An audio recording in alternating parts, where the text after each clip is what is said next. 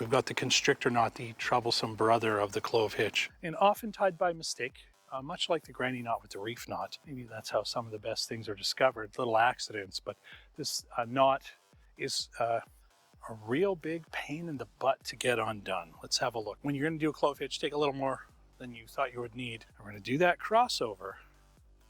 Now in this case, we could have used the same amount as the regular clove hitch. We're actually going to come over this line instead of between, and this is where it gets really interesting. And we're going to pull that out like we normally would.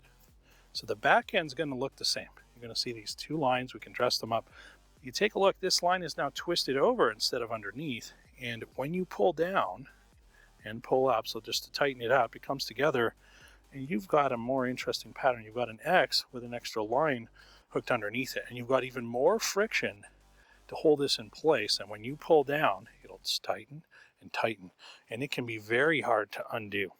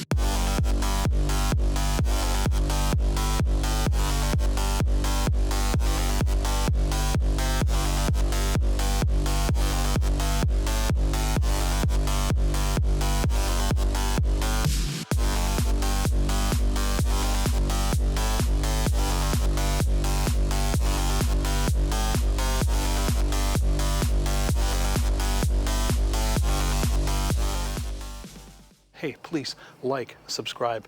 I really appreciate that. And hey, get outside and make your own videos.